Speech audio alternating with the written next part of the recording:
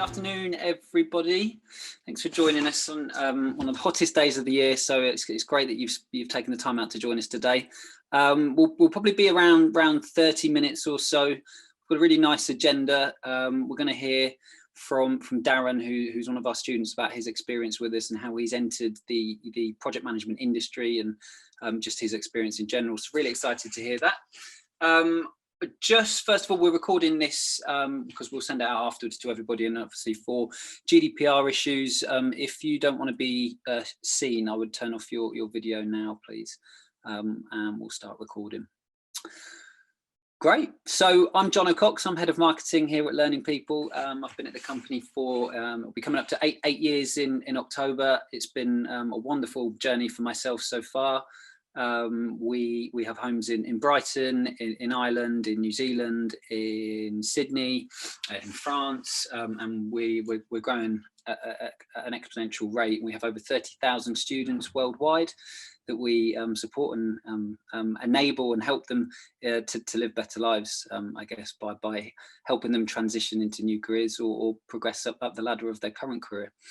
So today's session is all about project management. We're going to take a little look at the opportunities in project management, and of course hear from Darren, our student, about his experiences. I think firstly I'd like Matt, who's our project management team manager, heads up the team at the Learning People. If you could give us a little intro, Matt, and talk about your experiences in project management. Thanks, Jono. Just to echo Jono's sentiments, thanks everyone for joining us today. It's a day where giving up precious time outside for many of you will probably feel hopefully worth that exchange. But yeah, brief background. Like Jono, I've been with the Learning People 8 years. Last week actually was my anniversary. So yeah, 8 years. In that time, I was a project management careers consultant, and I've been heading up the team now for the last 2.5 to 3 years. Why is that important for you to hear? I think just because my story is quite typical. The majority of my team have been working with the Learning People for upwards of, say, 10 years. In some instances, average is around about 4 or 5. And it just gives you that reassurance that when you're speaking to one of my team about your individual career, you're speaking to somebody that has been an expert in their field, speaking to project management professionals at all stages of their career every single day professionally for, like say, some people up to 10 years. In fact, we've got over 55 years worth of experience between the consultants. And if you think what's happened over the last 15 months particularly, their expertise, I would argue, has never ever been more valuable. You know, some of you will be yet to have one of those consultations. Some of you would have had a consultation with one of them and maybe other training organizations out there in the online educational world. And I think anybody that's been speaking to one of my team will validate the fact that the conversation you have with us is just so much more thorough, so much more tailored, so much more individual. And at a time where a lot of you are looking for security in their futures, their advice is king in this industry at the moment. But that said, what does the future look like for project management? It'd be amiss for me to not to address that. The reality is quite incredible, really, when you look at it. Opportunities are afoot in pretty much every single sector. If you take the main ones in the UK, such as construction, manufacturing, healthcare and retail, now some of those industries over the last 12 months have gone through hellish lows and they're now coming back with massive highs. I don't know if any of you have tried to buy any DIY products over the last couple of months or tried to book a tradesman to come to your house. It's pretty difficult at the moment because that industry has bounced back bigger than I thought people would ever realize. Same for manufacturing, retail, and pretty much every sector. And that's also important because it gives you the reassurance that there are countless opportunities out there to start a career in project management. It gives you reassurance that if you're considering progressing your career in project management, you're going to be the ones that stand out and have opportunities. The other great thing about project management at the moment is versatility. Some of you will not have a clue what sector you want to be a project manager in. You just know that you're suited for it. It doesn't matter. Worry about that when you're doing your courses, when you're speaking to our career services team. If you know that you're somebody that's seriously considering project management as a career because it's suited to you, it's suited to your financial goals, it's suited to your previous translatable experience, then just get stuck in, and then you could end up working for a logistics company, for a construction company, a fashion company, a retail company, it doesn't matter, because not only does project management offer you more security than most careers at the moment, it offers you the single most versatile career that I could possibly think of as well. So yeah, if you are in that process of speaking to one of my team, fantastic. We can discuss how to carry on that conversation later on. If you're thinking about what sort of advice you're going to get, I hope that brief description gives you a really interesting insight into the sort of conversations you can expect to have. Thanks, Matt. I think I'd just kind of echo your thoughts about the opportunities in project management. When we think about where we see the opportunities, it is basically in every single industry. And even thinking about Euro 2020 at the moment, the amount of planning that would have gone into every element of putting on a tournament like that. We've got 12 different countries hosting with different stadiums, ticketing, hospitality, health and safety. There's so much that goes into it, and an exciting opportunity as well. I think linked into that, Jono, as well, is you can think of anything that's going on at the moment. With adversity comes opportunity. And I know it sounds like a real sort of quite clinical way of looking at it. The conversations we're having with people that have done these courses and gone on to work as project managers on the vaccination rollout, people that have gone on to help struggling retail companies like progress onto online and sort of e-commerce. You know, it really, really is incredibly versatile. You're right, and quite exciting. It makes our conversations that we're having really quite interesting as well. It does. No, totally.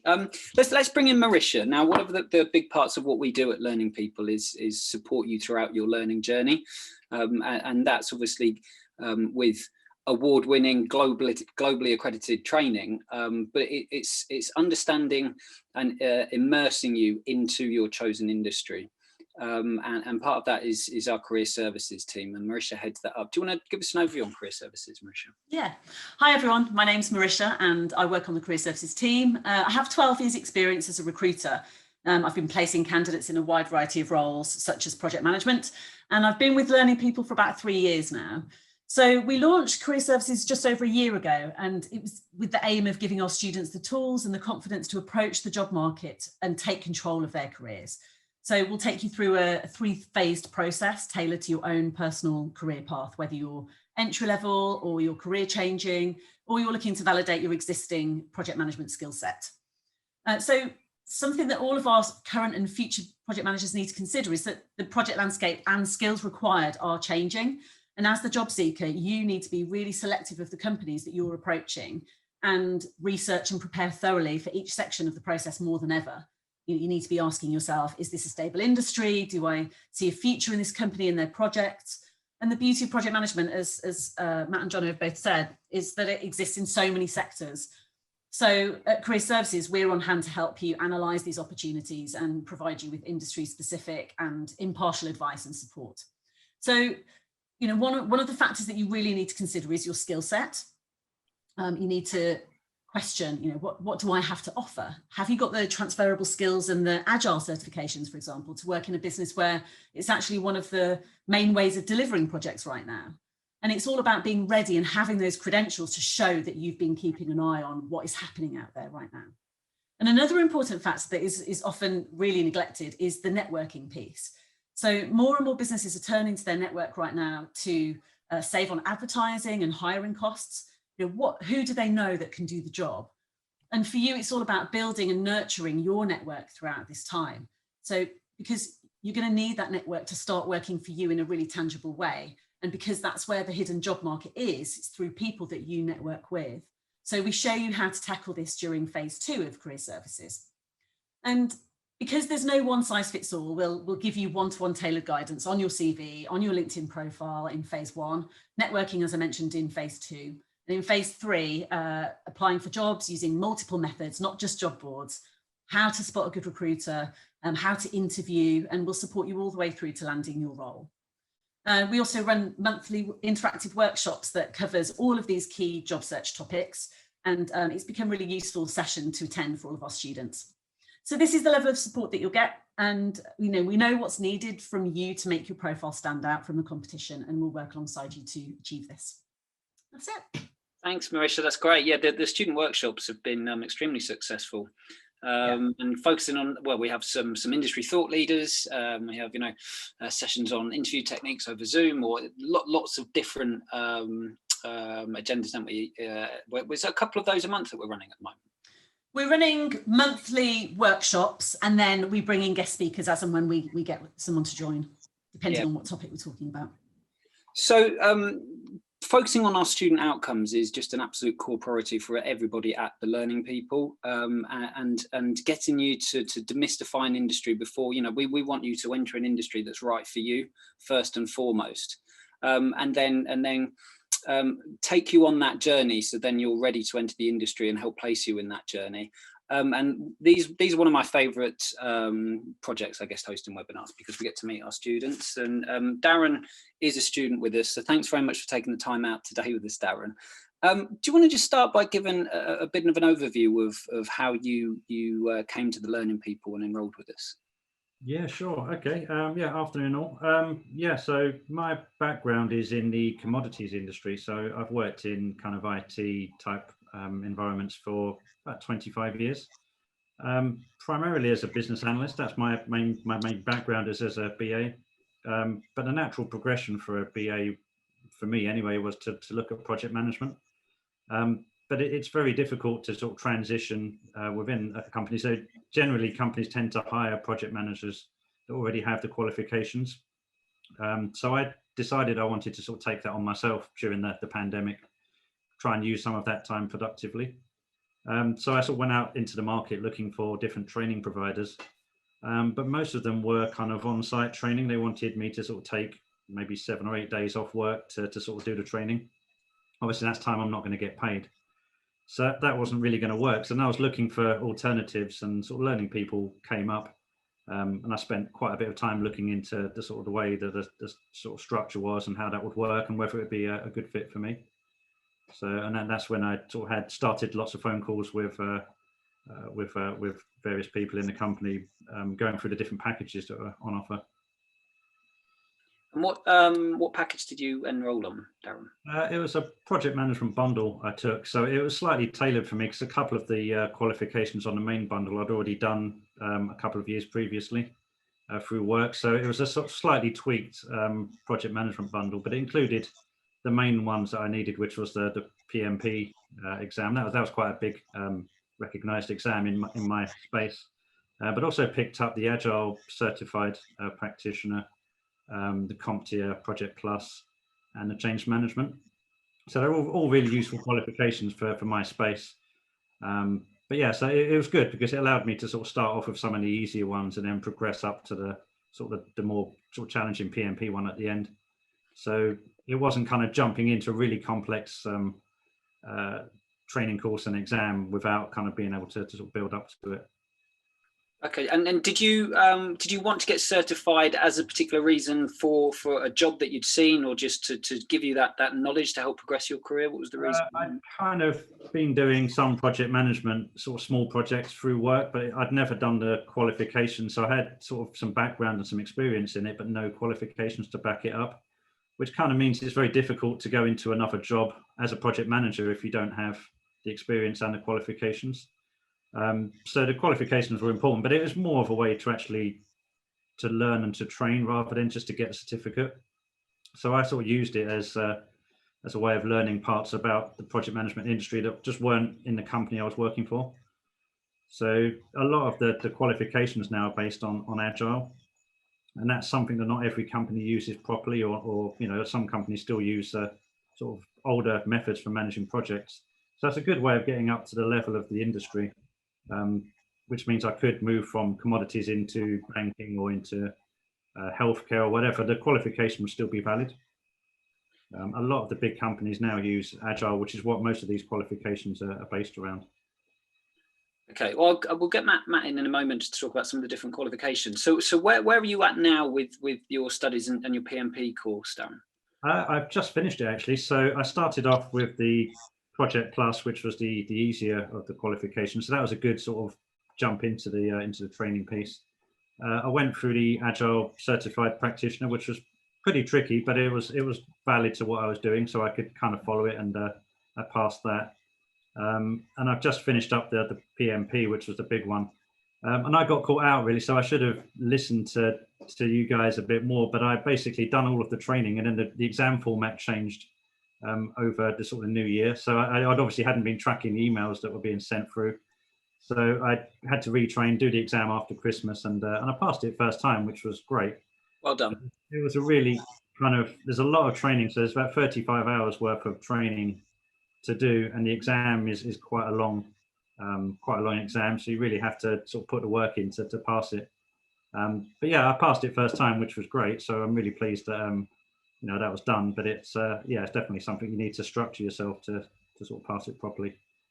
Yeah, absolutely. I mean, congratulations for passing the first time. I think when if you're going to enroll onto something like the PMP, you have to be aware there is a lot of work to go into it, but you get out of it what you put in, and it sounds like you've put in a lot of work and reaping the rewards. So where are you currently working at now? So at the moment, I'm working for a couple of different companies actually. So I'm working for a sort of an oil company, bizarrely. So I am sort of working on a project which is reworking their back office sort of finance systems. So I'm kind of doing some project management on it, but it's still kind of semi-BA, semi-project management. But at least it allows that I can pick up projects when they come available. And do you see this as now you've got your certifications, you're going to move into a different role? Ultimately, yeah, but I guess it's more of a transition than a sort of a jump. I don't expect to get the qualification, jump straight into the project manager job, but it allows you to sort of, at the moment, it's more of a hybrid role. Yeah. So I can do the sort of business analyst, PM job, and then gradually evolve into the sort of more out and out project manager over time. But it's more future proofing for myself, really. So if there's suddenly no business analyst work available, I've got another avenue I can sort of go down and start looking for sort of project management roles that I know I could do. I think that's something that often gets overlooked, actually, is how we talk about transferable skills leading to a career in project management, how transferable the skills are that you learn studying for project management become in other roles. I mean, there was a recent report that came out last week, and it was all over BBC and ITV news channels, that the #1 sought after skill in any tech-based company currently in the UK is project management, above and beyond all of the technical side of it. So yeah, you're right there, Darren. If someone's work dries up, you are in prime position to pick it up elsewhere, that's for sure. That's the plan, but I've worked with lots of other people that thought that being a good project manager was just about managing people. And when you go through the training and the, you realize there's so much more behind it. It's all managing the budgets, it's managing the scope, it's managing the requirements, the people obviously as well, but it's everything. There's so much more than just holding a meeting and telling people what to do. Yeah, I think linked into that as well, Darren, is that if I went back during my 8 years experience, even 4 or 5 years ago, it was probably 75-80% of the people we spoke to were career changers looking to go into project management or a new career. It is easily now a 50-50 split.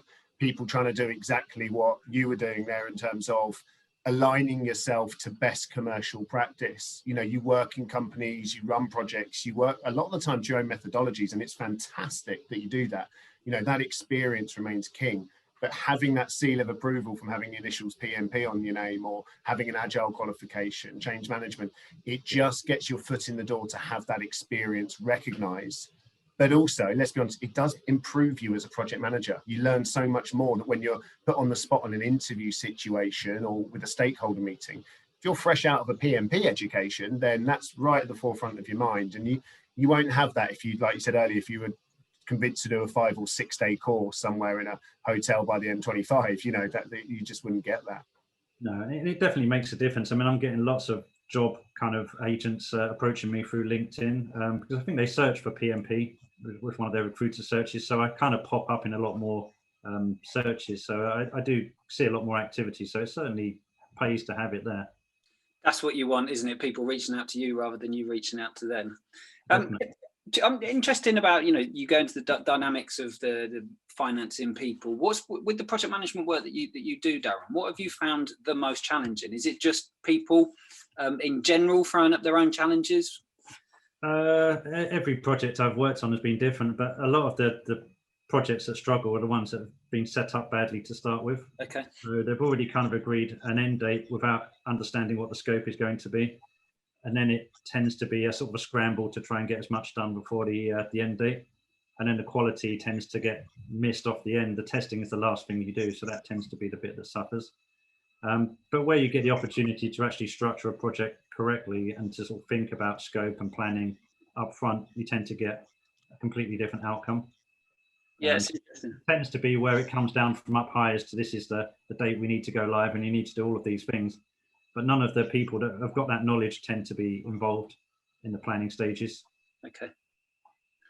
So can I ask you why you ended up enrolling with us at Learning People over somebody else? Like I said, really at the beginning, a lot of the other options were kind of on-site training, which wasn't really going to work for me to take time off work to go and sit in a hotel. But I also like the idea of being able to spread the learning over a longer period of time. Things like PMP, I mean, it's a week's worth of learning, but I don't think you could sit down end to end and do that in 5 days and actually understand it all. So I preferred the idea that I could do maybe a day a week and sort of really try to absorb it a bit better and then come back and do some more the following week and just pace myself to actually make sure it's stuck. But also the price was really good because we're not paying for hotels and on-site training. You're kind of getting the same qualifications, but spread out and at a much better price. So yeah, and it just worked pretty well for the kind of nature of the work that I do. How have you been affected in your job through the COVID pandemic? Not too badly, luckily. It's all been home working for me, so it's been sort of remote. So I've carried on as I was before, but I found I had a lot of extra time where I wasn't commuting backwards and forwards. So I wanted to use that time for something productive rather than just flicking onto the TV or whatever. So that was my time up for sort of studying. So I'd spend a couple of hours a day just going through some training modules, reading up around it to try and make sure it's stuck in my mind. Yeah, just trying to come out of this year with something better than just a wasted year, really. So yeah, it's been really good for me. And how much of your time do you anticipate when you're actually project management will be sat in an office and actually out in the field? For me, most of it would be office-based. Just the nature of the companies that I work for tend to be office-based. But yeah, I tend to work with people that are all over the world. So a lot of my development teams are based in India. So I'm kind of working with people all over the place, but it does tend to be based in the office for me at least. So a big part of what you do is obviously logistically managing people from all over the world to get out of them the best that you possibly can. I think that's just the nature of projects these days is, you know, it's distributed teams. So you've got development teams in India, we've got kind of offices in the US and Singapore potentially for different hours. So yeah, and it is understanding how to sort of work a project with different locations, different backgrounds. But yeah, it does cover a lot of that on the training as well, which is useful. So obviously we've got a lot of people with us today looking to enroll with us. What advice would you give to anybody who's thinking about enrolling? From my side, it's been a good experience for me. Like I said, I did a lot of homework on sort of the Learning People, and I looked into the qualifications. So it's worth doing that. It's worth asking questions, and it's worth having a really open, honest conversation with you guys to sort of explain where you are as a learner and what you want back. It may not fit everybody, but you know, it certainly worked well for me. And I think it's an investment in yourself. So you know, if you wanted to sort of try and future-proof, I guess, your own career, make sure you've got some skills that allow you to move into other roles if they become available. It's not massively expensive for what it is. I mean, you can spend a lot of money on training courses, but ultimately this package or the bundle that I bought was fine for what I needed. And the quality of the training was really, really good. So once you see the demo of the portal, you can see for yourself how well structured the learning material is. And there's a lot of data on there. There's lots of books. There's lots of other background stuff behind it. So yeah, so my advice would be to sort of ask questions, certainly sort of have an open conversation and have a look at the platform if you're not sure. Because I think once you see that, it will make your mind up. It certainly showed me that it was a really well put together product. I think that, Darren, what you're saying there about asking questions is something that I'd implore all of you on this phone call to do, or webinar, sorry, on your next phone call. The reason being is so often is the case, people they do have doubts, they have concerns. It is a big commitment, time-wise, financially-wise as well. You know, let's not beat around the bush, but like Darren was saying, it's an investment. But too often people don't ask the things that they've really got on their mind. And like Darren, we were talking beforehand, like you and your consultant Pete, you definitely You did have a lot of concerns, a lot of queries, a lot of questions, and they're all important to you. And other people on this call will be thinking the same thing. So if you've got a consultation booked in, or you've got a follow-up call booked in with one of the team, write down those questions. You know, take the phone call when they try and call you back and ask the questions, rather than just thinking that we don't have an answer to it or don't have a solution to it. 55 years combined consultancy experience between us is that the chances are you won't ask us a question that we haven't heard of before. It's chances are that any problems that previous students have had way back, we've alleviated and improved our services, so people like Darren get the experience they do. So my advice linked into that is definitely ask as many questions as possible. Pick up the phone on the consultation call and ask those questions. And that's a lovely segue into question time. So we've been sent questions from the guys on the session today as they registered. So let's bring in Marisha, our careers experts. This comes from Molly Marisha. And she says, how do I kickstart my career towards project management from being a manager in retail? From being a manager in retail. Okay, so we tend to work with a lot of students transitioning from retail to project management. So it's a really good question. I would normally recommend that you do your first exam so that you have a deeper understanding of what project management is all about. And then we would start working with you in phase 1, which is looking at your work experience and how your skills as a retail manager are relevant and transferable to project management. And literally a couple of weeks ago, I was doing exactly that with someone that had loads of experience within retail, and she was working projects, but it wasn't official. And she ended up interviewing for a junior project management role, and the company asked for her to come back to interview for a project manager role, and she got the job. So they saw that how relevant her skills were, and how she was able to talk like a project manager about the projects that she's worked on, and yeah, she got the job. So sometimes it's all about how you apply and communicate what you've done that makes a real difference as well. Yeah, absolutely. It's great to hear success stories like that, and we're just placing more and more students each week, and we're producing a weekly blog at the moment about students that we've placed into roles. So if anyone wants to check that out, you can link through from our homepage, and that's updated weekly. Next questions, maybe for Matt, maybe for Darren, from Ali. How long does it take to get certified? So I guess for you, Darren, how long did it take to get certified? There's multiple qualifications really. So the first one I did was the Project Plus exam, which was one of the ones in the bundle. That was like an introductory level qualification. So I think I did that within a week or so of training, and probably 2 or 3 weeks. That got me the first certificate. The other one's progressively harder. So the toughest one is the PMP exam, and that's you have to do the 35 hours of training. Which is all set up. It's all structured for you online. So you literally just go through session 1 to 35 and cover that. But yeah, that took me probably about 6 weeks or so. And that was working at a reasonable pace. I mean, I could have slowed it down. But yeah, so probably I was doing maybe a bit a day, maybe an hour or so a day for 6 weeks, and then did a couple of mock exams. So, but yeah, when I signed up, it was like an access for a year, which is plenty of time as long as you kind of plan yourself and don't let it all sort of drag on to the last month and then sort of scramble at the end. But yeah, you can get up and running pretty quickly, definitely. Yeah, so yeah, a year is plenty, but you can do stuff much quicker. Yeah, I'll add to that as well. Darren, that's a fantastic experience that you've had, and that's brilliant. It just highlights the fact that self-paced learning should never just be taken as a gimmick. Everyone has different lifestyles. You know, nobody has more time next year than they always think they do, and that's why every one of our students is given a 12-month license. You know, some courses we've had some people complete things like Prince 2 Foundation and Practitioner in a matter of a fortnight. Some people have taken the full 12 months. You know, some people have needed longer for whatever reason. It all depends on what courses your consultant recommends. One of the questions they will discuss with you on the call should always be around how many hours a week are you looking to put into your training, and give you a realistic time frame. It really is so unfortunate when people go away and they look at other adverts online saying, oh, I can get all of this done in 7 days. If you can, you won't remember it. You know, that's the point. And education is different than revising for an exam. And, you know, it's one of the things that employers love to see. If they know that you studied through the learning people, they'll know what the process you went through. You've gained the qualifications through merit and education. rather than through just being told what the exam is going to consist of and how to pass it at the end of the week. So yeah, you're given a full 12 months because it's designed to work around your life rather than your life work around your education. Yeah, you're very unlikely you'd be able to show up and do a 5-day solid training in PMP and pass it unless you already knew most of it beforehand.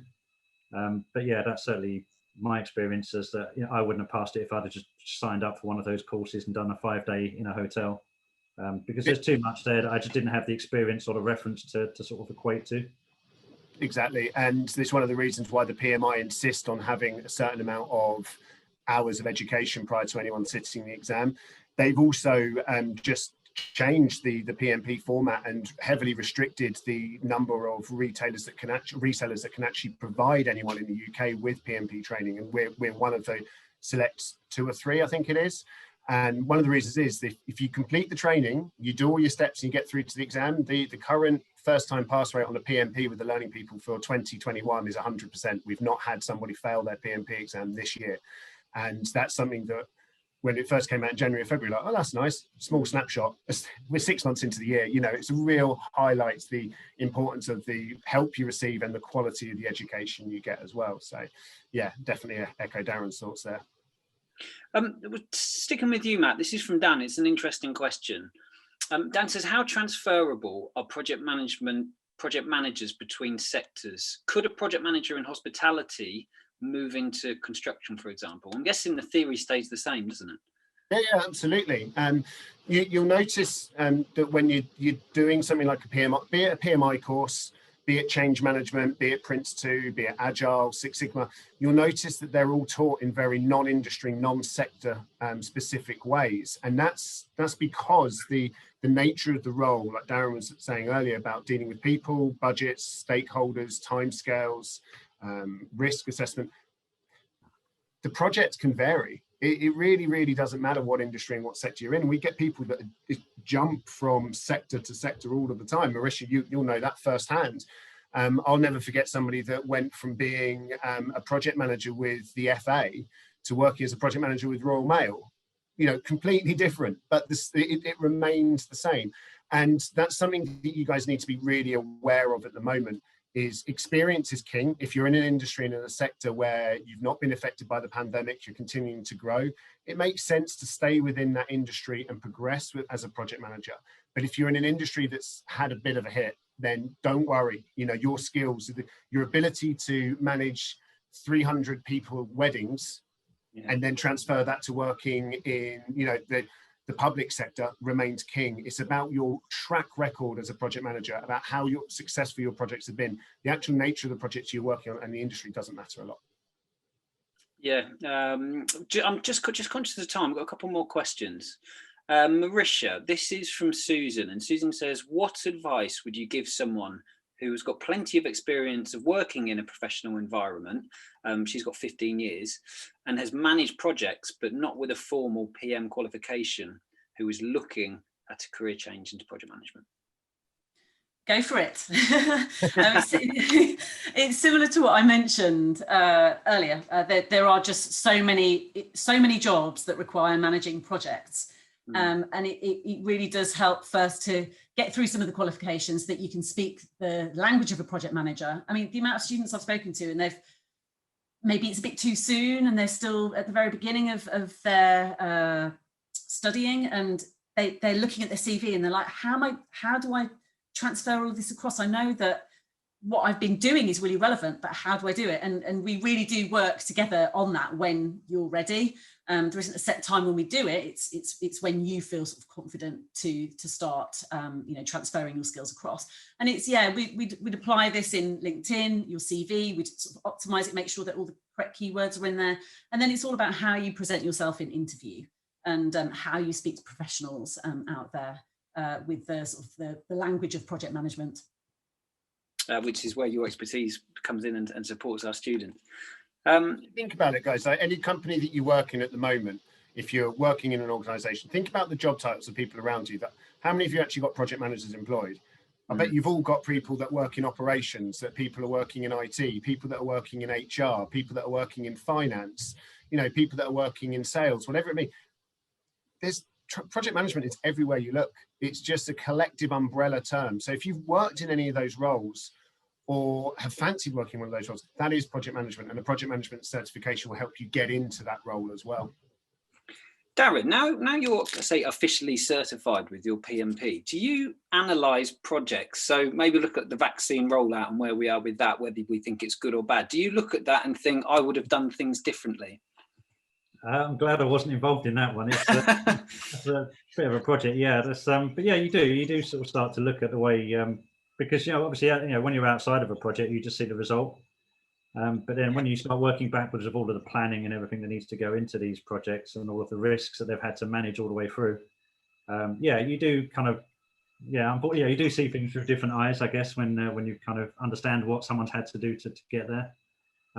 But you also kind of appreciate, I guess, that projects aren't always that pressured. Yeah. So, but yeah, it must be a lot of pressure for the guys that had to manage the rollouts and those kind of things. But yeah, it definitely, once you've got a little bit of understanding of how those parts work, it's you do sort of have a bit more sympathy for the people doing it. Do you feel pressured in your role when you've got to hit a deadline? Yeah, you do. Yeah, and it's difficult, I guess. It's more just because you've got dependencies on so many other things. So you might have the best plan in the world, but things do go wrong. People go sick, people leave, suppliers let you down, and I guess the pressure can come from any different place. But it's about understanding how to plan for those things and how to mitigate them and how to sort of manage those risks, and then how to be honest, I guess, and to communicate when there's a problem. So I've worked on plenty of projects in the past where people have tried to sort of cover up and sort of make best, but then all that happens is it ends up being a problem later on, down the line. So I guess a lot of the qualifications, a lot of the PMP, it talks about integrity and how to sort of manage things that aren't going the way that you'd expect them to, how to communicate. So yeah, it's really a good kind of launch pad into being able to handle projects in the real world rather than just an academic exercise. I'm sure we can all relate to personal experiences when we could have been a bit more transparent and it would have had a better outcome. But that's really fascinating. Final question then from Thomas. Maybe for you, Matt. Do you need a college degree in order to get certified or employed? No, you don't. It can accelerate your eligibility for something like the PMP. And to do the PMP, you need to have either 5 years experience in the industry within the last 8 years or 3 years experience and a degree. But absolutely not. No. It's a weird one, Johnny, because we get asked it all the time, people that are considering maybe even doing a project management degree over a professional certification. So maybe I'll summarize it that way. An academic qualification is about knowledge, and it's generic, and it differs depending on the institution that you're taught at, what university, what college it is that teaches in their syllabus. The syllabus is often revised maybe every 5 to 8 academic years. And project management moves a lot quicker than that. The qualifications we recommend now compared to 18 months ago are vastly different for a lot of people. Don't worry, Darren, your collection still remains king for what you're doing. But on the whole, a professional certification will take knowledge and align it to an industry best practice. If you're Prince 2 certified, that means the same in every single country that recognises Prince 2. There's no interpretation about it. Same with PMI qualifications, Six Sigma. So professional certifications arguably carry a lot more weight. They're definitely the perfect way to complement an academic qualification. That's why September is one of our busiest times of year with university graduates. They're looking to move into the job world and they want something to back up their degree. And when you're on a job board and you're looking at qualifications, you'll more often than not find the names of things like Prince 2, Six Sigma, PMI above and beyond a degree, or at worst they'll ask for a degree or equivalent. So I would say the majority of our students are people that come from a non-academic background in that respect, if not more, actually, thinking about it. Yeah. Guys, I think that's probably enough for today. It's been a really fascinating session, Darren. I've learned heaps, and I'm sure everybody else here has as well. Thanks so much for joining us. I just finally, Matt, do you want to tell people where that they can get in touch with us again? And one area that we didn't touch on was the PMI are changing their syllabus in a way. And I think we're one of the first education providers or digital schools to release online boot camps for the PMP. That is correct, Johnny. That's what I was alluding to earlier when I said that we're one of a handful of what are called ATPs, authorised training providers, that support the new PMP syllabus. You need to complete a certain series of online boot camps to complement your learning. Again, it's just adding to the prestige of the PMP, what you need to do in order to qualify for it. They're basically removing that whole aspect of being able to do an online course in 4 or 5 days, or just a quick boot camp in a motorway hotel, So yeah, if you've got any questions about that, speak to one of our team. If you are one of those people that are mid-consultation, you've been sent over a prospectus, you've got any questions, just pick up the phone when your consultant phones you. You recognize their number by now. They'll want to ask you follow-up questions. They want to see what research you've done, that sort of thing. So pick up the phone, any doubts, concerns, or you just want to get on with it. They're the people that can accelerate your getting started on the course. If you're one of those people right now that have felt this is right for you and you're considering this as a career path, you're yet to have a consultation, please leave your details. Either phone us on that number, you can email me directly, you can leave your details on our website. In fact, if you're attending, you probably already have. So we'll give you a call either later today or tomorrow just to answer your questions and take the next steps. But if you are umming and ahhing, go for it. If you're sitting there and naivety and complacency is kicking in, thinking, oh yeah, but we'll see what happens with the economy, jobs are booming back. Don't be that complacent. Your qualification will accelerate anything that you're looking to do, be it your current job search or your long-term career goals. It is that certification that remains king. Great, thanks, Matt. Marisha, thank you as ever. And Darren, thanks once again. Bye. See you. Thanks once again, Darren, and keep us updated on progression. It's been great to hear your story so far. And also special thanks to Jenny who organises these seminars as well. So great, we'll send this recording out if you've missed anything, hopefully within 24 hours, and look forward to hearing from you soon. Cheers everyone, have a good day.